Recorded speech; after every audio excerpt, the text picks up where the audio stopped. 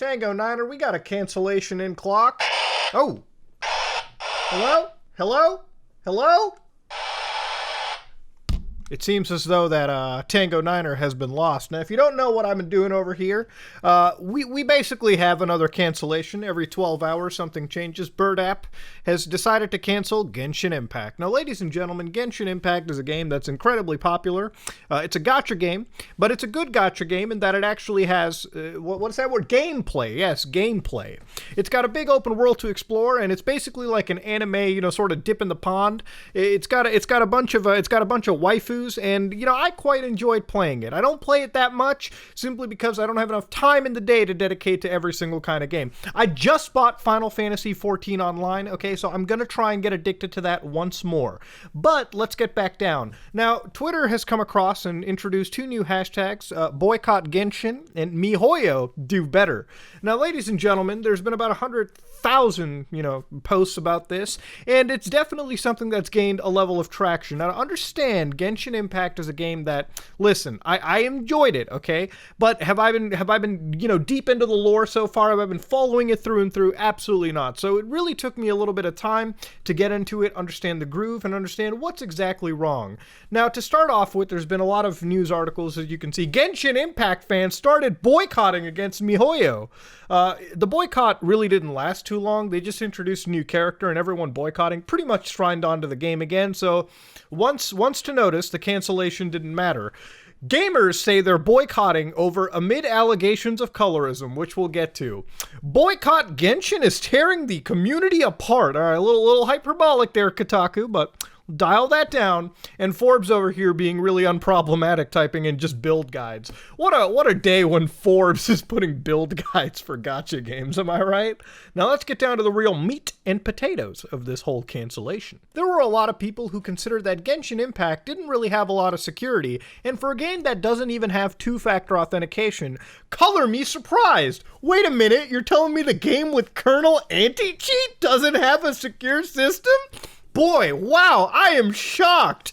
Now, we're going to go through pieces of historical evidence with Genshin and its lack of security, if you will. Now, some of this has been fixed, but the fact that it existed is bad enough to begin with. If you connected your email, it is publicly visible to everyone. You may remember this thread. If you linked via mobile, your phone numbers are publicly visible to everyone. You might be like, whoa, wait a minute, are you serious? Oh, we're absolutely serious.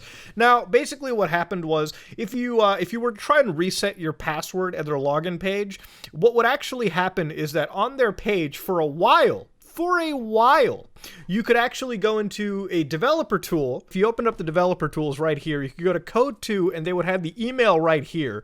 And that was uncensored in the dev tools, okay? But what's even wild is while they censored it on the main page, right here, as you can see that this is *****, they didn't censor it in the dev tools at all. That's just the email. It gets even wilder when we go to the actual phone side of it.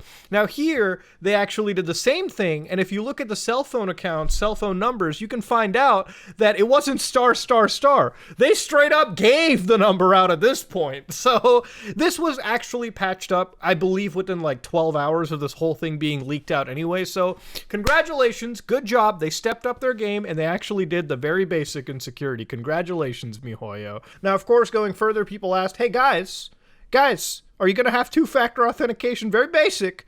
They said, unfortunately, look, we don't know when, all right? We don't know if two-factor is ever going to be made, but when it's determined, we'll sure to release it in the news. Now, if we do a cursory check at MiHoYo, they're a company based in Shanghai, China, which almost explains why the cancellation didn't work. That brand of Pokemon is ineffective to our cancellation attempts. Now, of course, if you look over here, they've got 2,400 employees. You tell me not even two could sit out at lunch and code together some two-factor authentication? Come on, guys, come on. This is some basic stuff. At least outsource it to Fiverr or something. That'd be better than what you had right there. To this day, I still don't think this game has two-factor authentication. In fact, if I just show you the launcher right now on PC real quick, just to freak the audience out real quick, I'm not even gonna lie to you, the launcher still looks a little discount to be. This looks like a real shady launcher. I'm just gonna put it out there. It's the official game, but the UI design is a little shady. Now, of course, the security issues weren't the only problems. Of course, if you read in the beginning, they had some racism in the mix. Now, this is going to be a clip that you're seeing right here from a development video, which was basically MiHoYo's studio tour from 2020, where one of the developers is working on motion capture, and here they're designing one of the in-game enemies. If you don't know what the enemy is, they're called a hilly churl. A hilly churl is basically like it's almost like a reference to a sort of tribes people, if you will, which I guess you could say it's a normal enemy you see in almost any game. I mean, if I look at this tribe enemy, the first thing I think of are like the what is it, the moblins or whatever you call it from Breath of the Wild. I feel like that's what they directly were inspired from to begin with. Now, if you look at the development, what's wild is if you've got the actual model here to the right, if you've looked real closely, they apparently have an actual indigenous tribe just dancing, and I guess they're using their dance as some indication for their motion capture. I don't know if I can even play the video because it looks like internal, like internal confidential stuff, but you can literally see right there that they have some indigenous dancing. Now listen, I'm going to be outright and real over here. For a game that's set in a fictional environment, okay, why even go that route, okay? I think the closest take I ever heard, which was terrible, is that, oh man, this is kind of like Resident Evil 5, where they put, like, you know, the indigenous individuals. It's not even close to that. In that game, everyone was infected, okay? When somebody is infected with a virus, you put bullets in them. That's just how Mafia works. When you have a game that's set around a fictional environment, maybe it's ideal not to have this image up. Like, I mean, even if they were doing it, they almost don't even care. They just left it up there for the studio tour to look at. And they're like, fuck it, we don't care. Who gives a shit? And at the end of the day, I guess I can sort of agree with people who are from this culture and they're kind of like, wow, really? You're going to use our dance for it? You're going to really do that? You're going to really do us dirty like that, homie? Now, I really don't even know what inspiration you can take from this dance and sort of motion capturing it. I'm pretty sure if you gave these characters a Fortnite emote, it probably wouldn't have changed anyways, okay? Most people playing Genshin Impact are playing it with one hand where it really shouldn't be. But that's besides the point, okay? At the end of the day, it's a little fucked up. Somebody's like, I hate Twitter, man. I can't take it anymore. I agree with you every single day of my life, friend. All I'm really going to say is I'm not in this racial category to really even say if I should be offended or if I shouldn't. I'm going to leave that up to the indigenous people out there. What I am going to say is times have really changed. Back in the day when I was playing shooters, they were killing people like me back in the day all the time. I mean, I guess they still do to an extent, and I honestly can't remember there being this much energy for it back in the day, but you know what? If it offends somebody, yeah, I guess it does. I'm really not in the perspective to say it. I am going to say, however, they could have just used a Fortnite dance and call it a day. Let's be real. Now, to understand the next bit of racism or colorism that got brought up into this cancellation was the only two characters that are actually somewhat dark-skinned into the game. Now, these characters, which are Xinyan and Kaya, I hope I'm pronouncing all that right, are characters that are dark-skinned, but of course their pigmentation changes from night to day. Don't worry, they're not chameleons or anything of the sort, but if you look at the game's bloom system, and if you don't know what bloom is, it's a graphical effect used very, very poorly to sort of simulate I don't even know. J.J. Abrams style visuals, I have no clue. Bloom is there to make it look like you have decent, nice bounce lighting, but really it just overexposes and oversaturates images.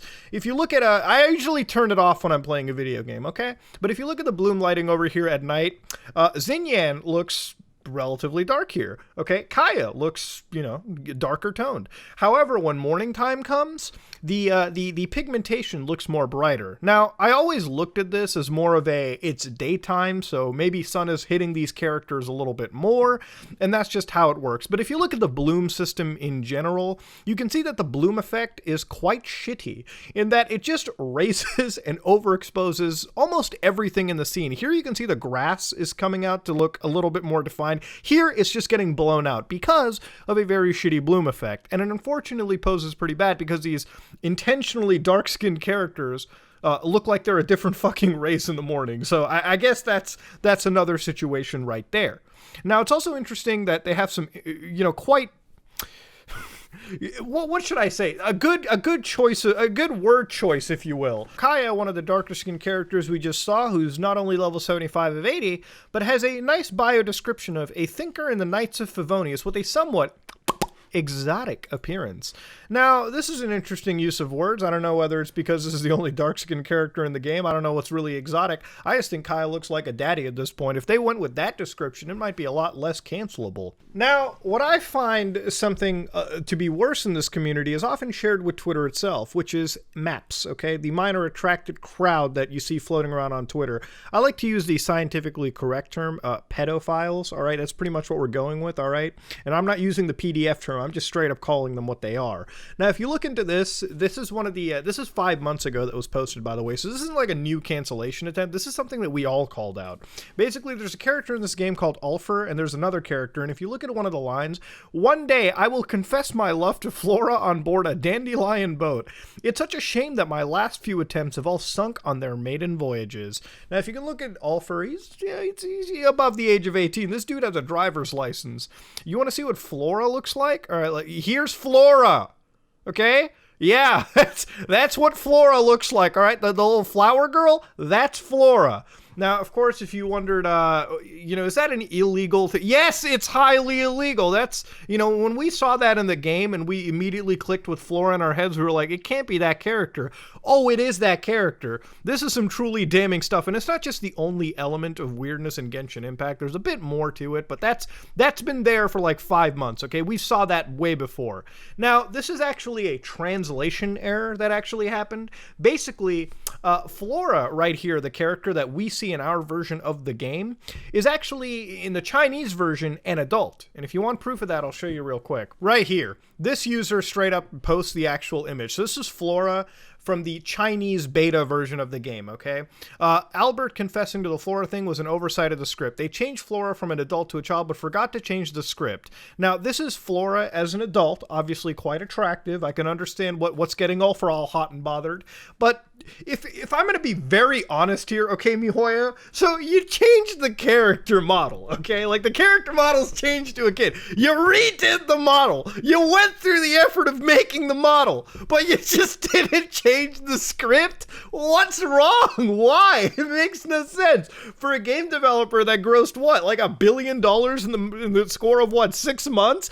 Was it really hard to change some of that questionable dialogue? You don't just change an adult model to a kid and then outright leave the attractive nature of one character to that character that you just turned to a kid. It doesn't make any sense. What level of game development incompetence did you have? I mean, you know what? It's way worse than two-factor authentication. This had to have been knowingly forgotten.